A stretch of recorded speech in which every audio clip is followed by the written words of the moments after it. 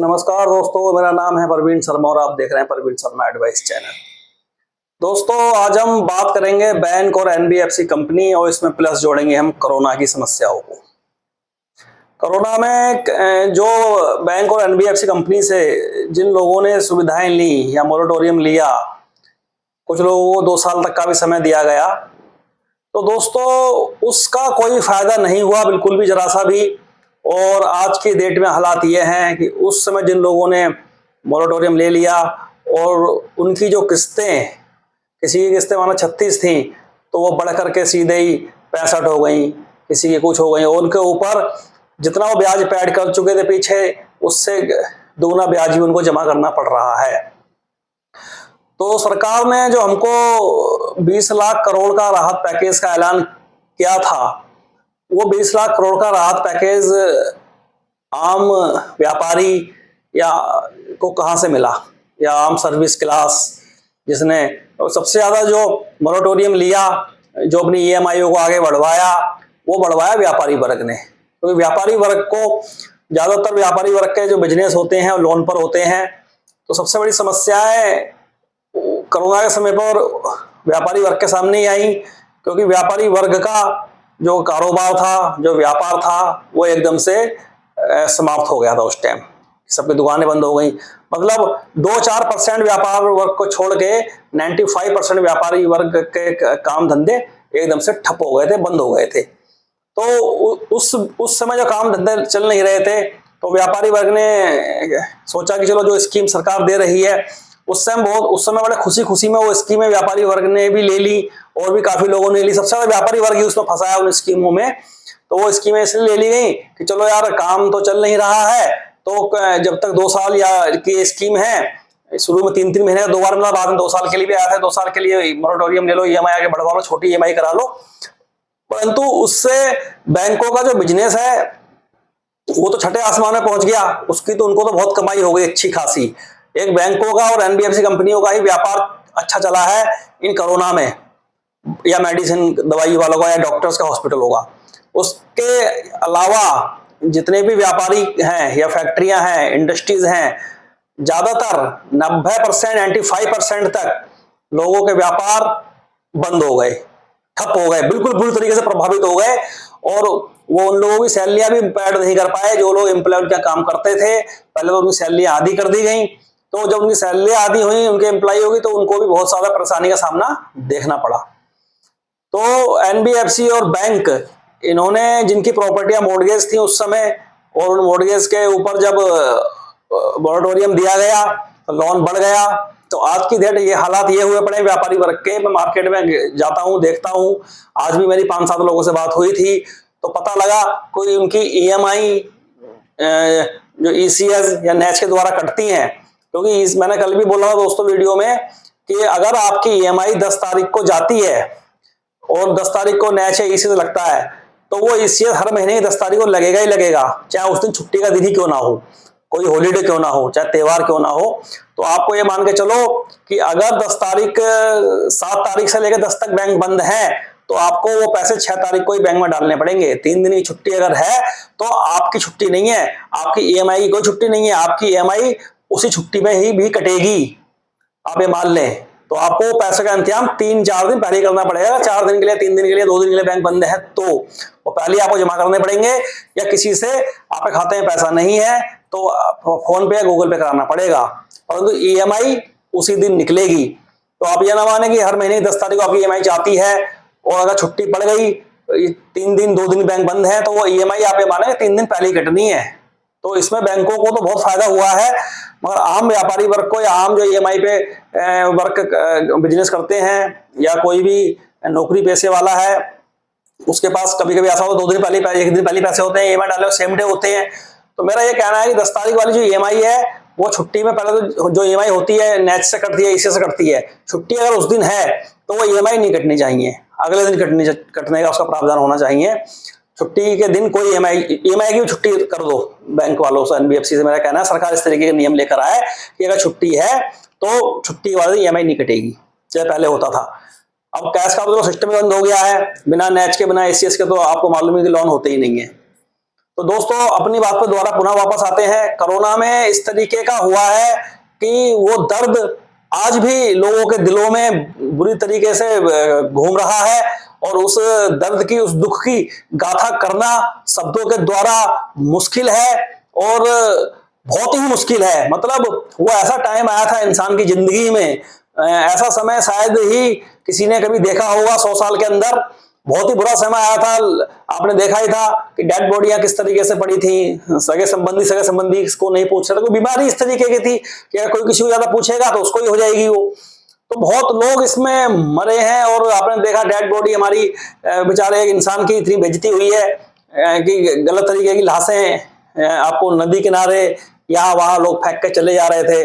और इसमें कुछ मुझे लगता है कुछ हॉस्पिटलों ने, तो जो कुछ हॉस्पिटलों ने, सबने नहीं, कुछ डॉक्टरों ने बहुत ज्यादा पैसा कमाया। उन्होंने देखा ही नहीं कि इंसानियत नाम की भी कोई चीज होती है। बिल्कुल उन्होंने अपनी जैसा इच्छा लगाए वैसी दवाइयां, चाहे वो एमआरआई होना हो, सिटी स्कैन होना हो, एक्सरा होना हो, कुछ भी होना हो, दुनिया भर की महंगी दवाइयां। कई हॉस्पिटलों में मैंने ये देखा कि वो अपना पर्चा ही नहीं बना रहे थे डॉक्टर, वो एक अलग पर्चे पर लिख रहे थे वो दवाइयां, और उन दवाइयों को कैश में मिल बिक रही थी मेडिकल से। आप उसको अगर उसमें गूगल पे, फोन पे से लोगों तो दे ही नहीं रहे थे, कि भले वो अलग से पर्चा बनना था उस दवाई का। उस दवाई को अपने डॉक्टर, जो पर्चा होता है डॉक्टर का ना, फिर एमबीबीएस एमडी सब लिखा होता है, उनका पूरा एड्रेस, नाम सब, लेटर हेड से टाइप का जो पर्चा होता है, उस पर्चे के अलावा एक पर्चा अलग से बनना था जिसमें कुछ लिखा नहीं था। तो मेडिकल को दिखा के वो दे रहे थे। तो कोरोना के टाइम पे सिर्फ यही 2-4 बिजनेस थे। मेडिकल क्षेत्र हो गया आपका, हॉस्पिटल्स हो गए, या कुछ खाने पीने की वस्तुएं हो गई, और इन्हीं में कमाइयां हुई हैं। बाकी सबका तो व्यापार बंदी हो चुका था। लगभग हर आदमी एक घबराहट में जी रहा था। बहुत ही बुरा समय दोस्तों, मतलब लोगों के उसमें क्या क्या नहीं हो गया इंसानों के साथ में, जिसने, और हर बहुत सारे घरों में काफी लोग छोड़ के चले गए। अब मेरा सरकार से एक सवाल है, और बैंक और एनबीएफसी कंपनी से, जिस घर में 2 बच्चे हैं या 2 पति पत्नी हैं, और उसके पति की कोरोना में मृत्यु हो गई, तो ऐसे व्यक्ति के लिए हमारी सरकार ने क्या करा, मुझे बताइए आप। उनके लिए वो अलग से राहत पैकेज दिया गया क्या? नहीं दिया गया। मेरा कहना है दिया जाना चाहिए था, क्योंकि जो एक व्यक्ति जो किसी बड़ी फैक्ट्री में या कहीं जॉब करता है, उसकी सैलरी 1-1.5 लाख रुपए थी या 70-80 हजार थी। अब हुआ क्या, उसका मकान पे बना लोन है, या उसने कोई ईएमआई पे कोई गाड़ी कार खरीद रखी है। बैंक वालों ने इतनी निर्दयता दिखाई है, इतनी मतलब इन्होंने क्रूरता दिखाई है कि उनके परिवार वाले बच्चों को, उनको घर से बाहर निकालकर, और वो मकान या बिल्डिंग या कोई भी फैक्ट्री, उसको अपने पैसे पूरे करने के चक्कर में नीलाम कर दिया दोस्तों, और कूड़े के भाव नीलाम कर दिया। मतलब कम से कम उस पर तो दया करो, जिसके परिवार का कोई चले गया, जैसे कमाने वाला एक ही आदमी था, उसकी मृत्यु हो गई। अब बताओ उनके बच्चों को बताओ, तो सरकार ने कोई उनकी हेल्प करी? और ना उन ऐसे लोगों की मदद ना बैंक और एनबीएफसी कंपनी ने करी। और उनके जो बीमे भी हो रखे थे, इंश्योरेंस, उनको भी टर्म्स कंडीशन उल्टी सीधी समझा के उनके परिवार वालों को कोई बीमे से कोई लोन को कवरिंग भी नहीं दी गई। 90% लोगों को तो कवरिंग मिली नहीं, जबकि ज्यादातर लोन आजकल बीमा होके ही होते हैं। तो दोस्तों बहुत ज्यादा पैसे में आदमी इतना अंधा हो चुका है, अपने फायदे के लिए इतना अंधा हो चुका है, अपने फायदे के लिए कुछ भी कर सकता है, कुछ भी कर देगा, चाहे किसी कोई बर्बाद हो, कोई आबाद हो, इस बात से किसी को मतलब नहीं है। हमारे यहाँ के नेता भी बातों बड़ी बड़ी करते हैं, बड़े बड़े भाषण देते हैं, मगर आप बताइए उन भाषणों में कितनी सच्चाई है? वो भाषण बिल्कुल भी सच्चे नहीं है, वो सब झूठी कस्में हैं, झूठे वादे हैं। मतलब मेरा तो नेतागिरी से मेरा तो मन ही हट गया है। बस मैं कुछ कह नहीं सकता, क्योंकि ये सब चीजें ऑनलाइन होती हैं। मेरा बिल्कुल वो नहीं है, क्योंकि एक आम आदमी की परेशानियां देखता हूं ना मैं, तो मुझे लगता है कि हर आदमी, हर नेता अपने फायदे के लिए काम करता है। क्या किसी राज्य का मुख्यमंत्री हो, वो ये देखता ही नहीं है कि किसका इसमें नुकसान है, किसका फायदा है। अब हमारे यहाँ पर फिटनेस जो है, पहले ट्रांसपोर्ट के काम में आरटीओ ऑफिस में होती थी, अब वो फिटनेस उन्हें प्राइवेट हाथों में दे दी हमारी सरकार ने। इतना नुकसान हो रहा है, जो काम हमारा 3500-4000 में आरटीओ ऑफिस में आराम से हो जाता था, और बिल्कुल बिना परेशानी के हो जाता था, उस काम में हमारे 10 से 15,000, 20,000 भी लग रहे हैं। और इस विषय में भी मैं ट्रांसपोर्ट पे मैंने दूसरा चैनल बनाया है, जिसका नाम है ट्रांसपोर्ट एंड लॉरी प्रॉब्लम के नाम से मेरा एक चैनल है, उस पर मैं भी वीडियो डालूंगा बना करके इस चीज के ऊपर भी। तो दोस्तों मेरा इतना ही कहना है एनबीएफसी बैंक वालों से, कम से कम उन लोगों को तो देख लो जिन लोगों के घर में कमाने वाला नहीं बचा, उनके लोन तो माफ कर दो, कम से कम उनके बच्चों को तो सुविधाएं दे दो, खासकर जो कोरोना में गया है। तो कोई भी सुनवाई नहीं हो रही किसी प्रकार की, और वो पैकेज वैकेज जितना भी था, राहत पैकेज 20 लाख करोड़ का, उसका भी कोई फायदा नहीं है। उससे सिर्फ बैंकों ने अपने बिजनेस बढ़ाए हैं और आम आदमी आज तक उसकी ईएमआई भर रहा है, अपने सर पे वो वजन का टोकरा लिए घूम रहा है। दोस्तों कोई भी फायदा नहीं हुआ उसका, उस चीज का, जो 20 लाख करोड़ का पैकेज था, जिसमें 2 या 3 लाख करोड़ एक आम व्यापारी के लिए बांटने के लिए सरकार ने बोला था, तो पैसा ब्याज पर बटा है। ऐसा नहीं है कि उसमें ब्याज नहीं देनी पड़ी आपको, वो कायदा ये कहता है कि ब्याज उसमें नहीं जानी चाहिए थी। और ऊपर से बैंक एनबीएफसी कंपनी वाले ये लोग एक आम इंसान के पीछे पालतू कुत्ते लगा देते हैं, और ये लोग दिन रात फोन करके परेशान करते हैं। ये नहीं देखते कि उनके परिवार में कमाने वाला चले गया है या है, इन्होंने बहुत जीना हराम करा हुआ है। तो मेरा सबसे ये कहना है, अगर इस तरीके का कोई पालतू कुत्ता आपके घर पे आता है और आपसे बदतमीजी बोलता है, तो आप पहले तो उसकी आईडी मांगे कि इस बैंक से आया हुआ है, वो स्टेटमेंट मांगे जिस लोन के लिए आया है। अगर सारे डॉक्यूमेंट्स भी उसके ऊपर है, तब भी उसका आपसे उल्टा सीधा गलत बोलने का अधिकार नहीं है।